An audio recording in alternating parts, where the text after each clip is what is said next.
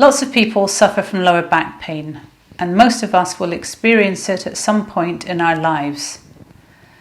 The general belief is that lower back pain is caused by problems with your discs, which can bulge, which can herniate, which is called a slip disc.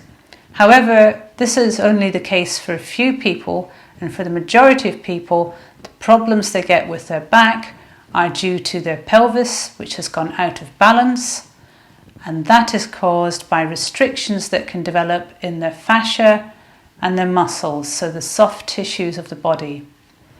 Because these support all of the bony structures in your body, if they become tight, they can create imbalance, and this starts to pull on the back in particular. So you can do exercises to help release around your pelvis, around your hips, which will start to loosen some of the restrictions and take the pressure off your back as your pelvis starts to rebalance itself.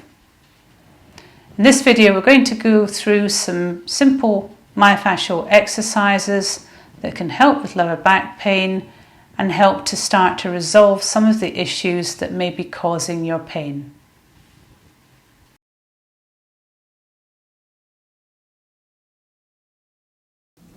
In this exercise, we're going to do back rocking. This is a great exercise to do no matter how painful your back may be feeling. Sometimes when things are really sore, you don't want to do other exercises, but you can always do this one as it will help to ease your lower back. So I'm going to start by lying on my back.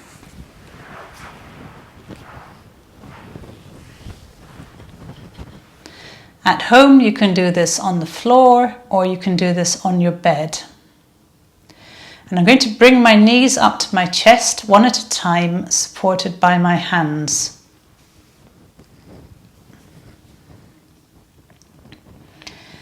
So in this position, you may already start to feel that your back is easing a bit, as this helps to flatten your lower back and to start to stretch the area.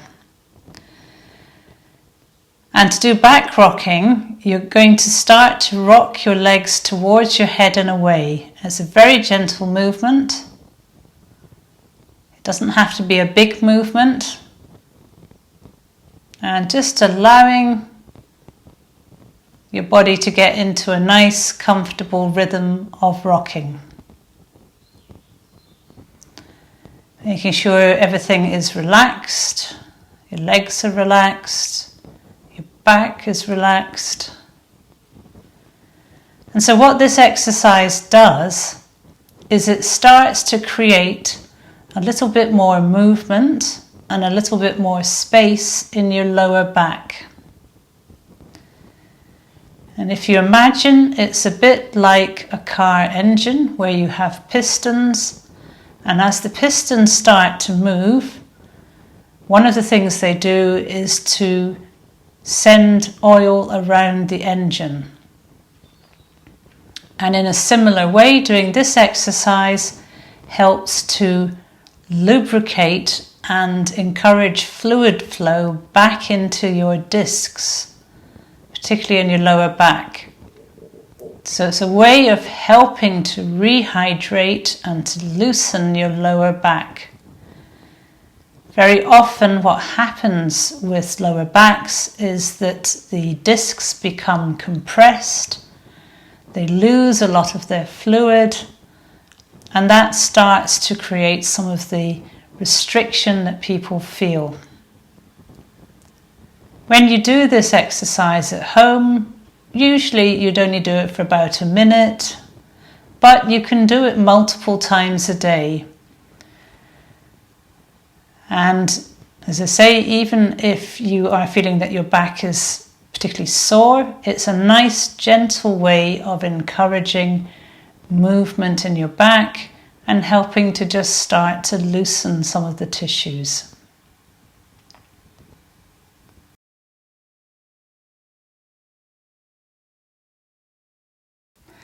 In this exercise, we're going to do a spine twist. And this is an exercise you can do on the floor, or you can do it on your bed if it's more comfortable. And depending on how flexible you are, you may need to use a pillow just to help support your legs. So I'm going to lie on my back.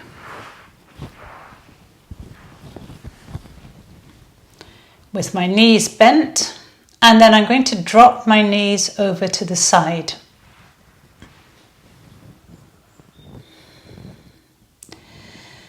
So when I do this, I'm just allowing my legs to relax over to the side. And when you do this at home, you may find, like me, that your legs don't touch. And so this is where I will use a pillow to help support my legs.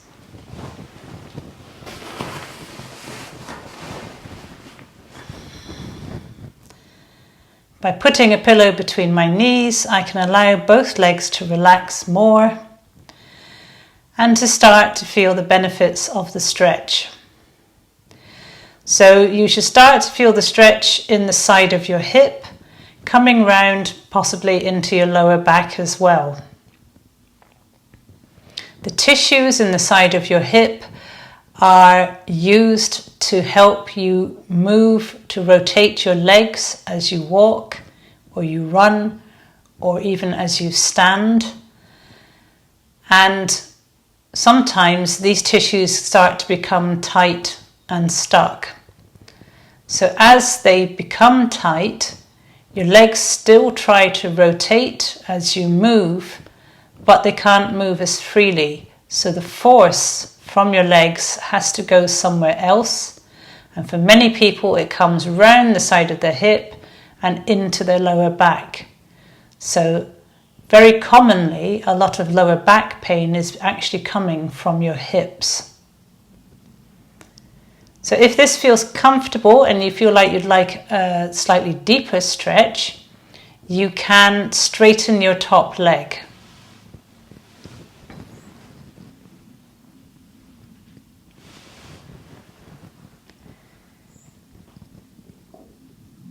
And when you do this, you'll start to feel a deeper stretch coming in to the side of your hip and maybe around into your lower back. As with all myofascial stretches, as long as you're here for at least a couple of minutes, then the tissues will be starting to release and let go.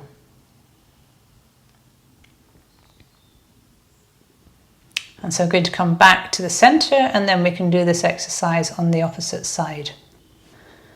So starting with my knees bent, I'm going to drop them both over to the side.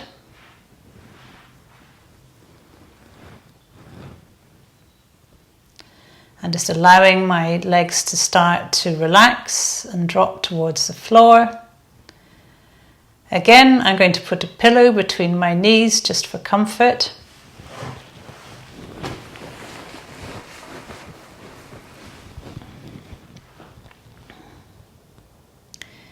And just allowing my legs, my hips to relax. And just noticing how things feel on this side. So very commonly people get one-sided back pain. And the focus of your mind and your body then becomes on that painful side. However, it's not until you do exercises on both sides that you quite often start to notice that the other side is also tight, and it might even be tighter than the painful side. And this is because the body will compensate for one-sided pain by using the other side more.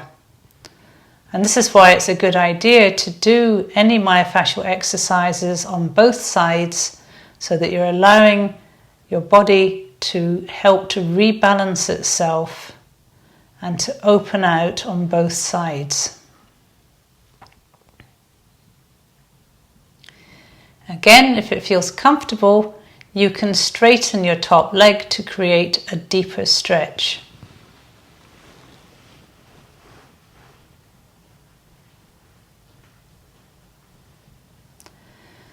And just allowing time for the tissues to release and let go.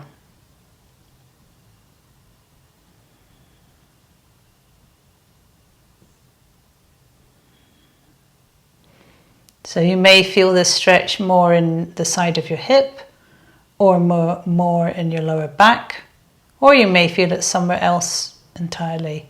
So wherever you're feeling it is right for you, and just notice that and allow the tissues to release. And as long as you're here for at least a couple of minutes, then the fascia will be starting to let go.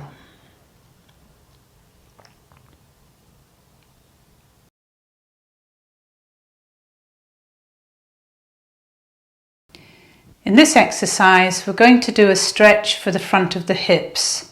So deep under all of your abdominal organs, you have your hip flexor muscles, which attach onto your lower back. They go through your pelvis, through your groin, and attach into your thigh bone. So to do this stretch, we can do this in various ways. I'm going to start by doing this as a standing stretch. So to do this, you just come into a lunge. So make sure that your legs are reasonably wide apart, so you've got a stable base. You find if they're too close together, you can get a bit wobbly. And so you're just going to bend your front leg and sink down.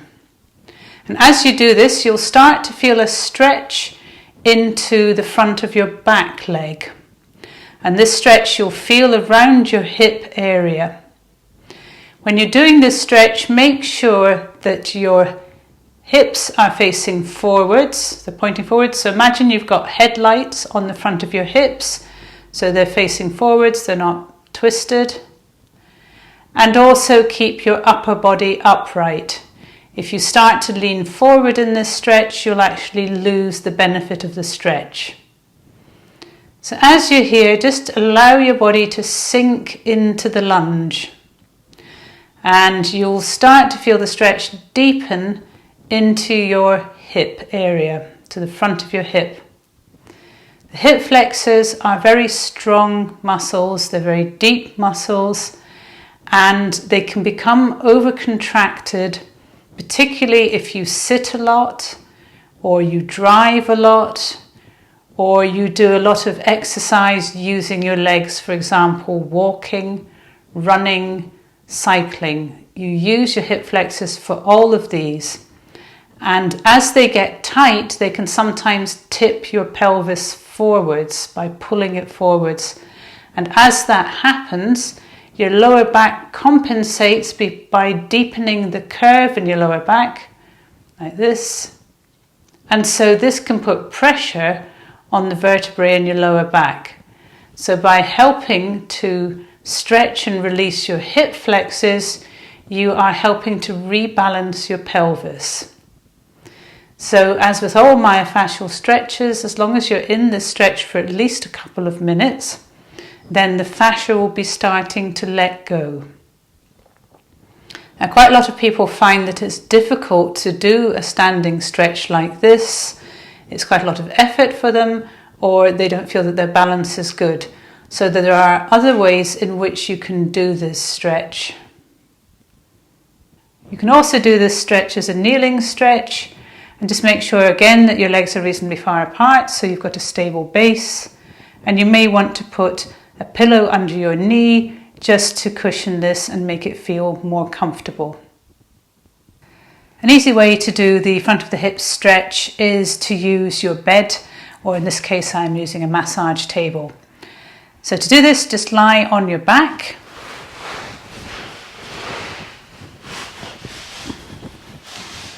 Make sure you're at the side of your bed, and then you can just drop your leg off. So when you do this, just allow your body to relax. And you'll start to feel a stretch into the front of your hip. So it doesn't matter if your leg is dangling in midair or if it's touching the floor if you have a low bed. The main thing is to allow your leg to relax. So sometimes people find that the stretch can be too intense when things are very tight. If this is the case, then you can put a pillow or a small stool underneath your foot to support your foot and your leg.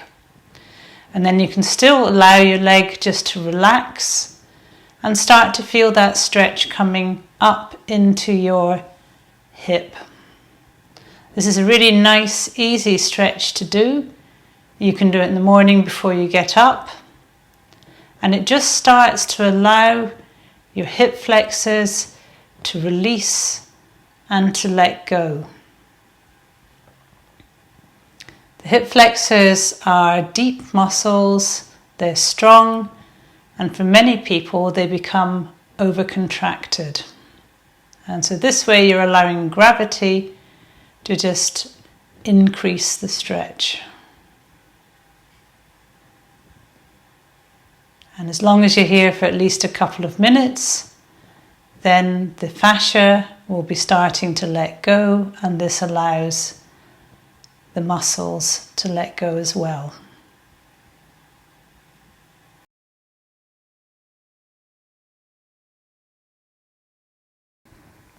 In this exercise, I'm going to use a myofascial ball on the side of my hip.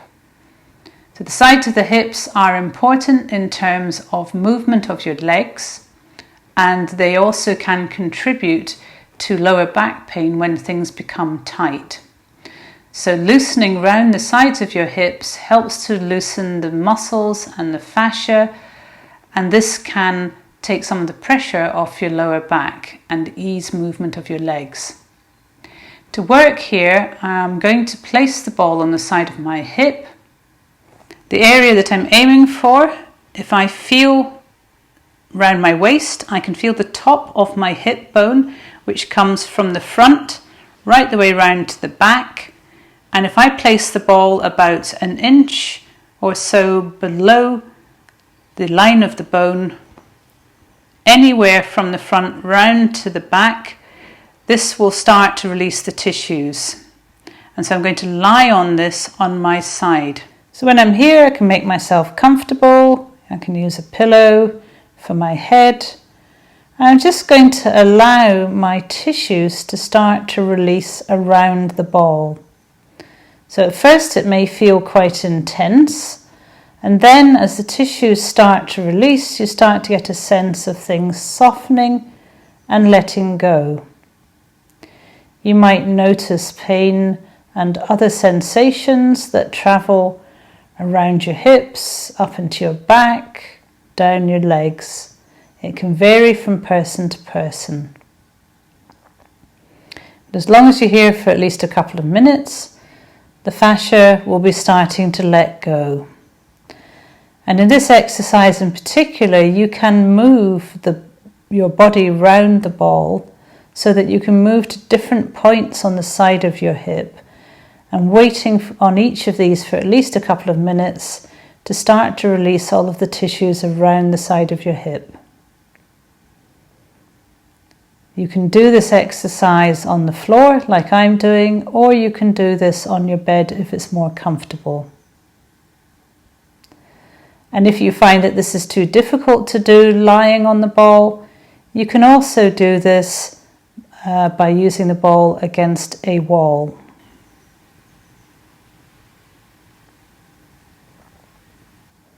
So as long as you're here for at least a couple of minutes, then you can move to work on the other side.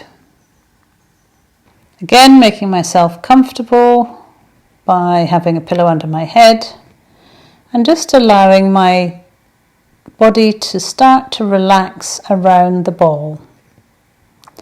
You can get all sorts of different sensations from this area. Sometimes you might feel it more on your opposite side, particularly if you have one-sided pain. But working here can really help to start to release these tissues, and this helps to improve the movement in your legs and your hips and starts to take the pressure off your lower back. As long as you're here for at least a couple of minutes, this is starting to undo some of the restrictions that will be contributing to your back pain.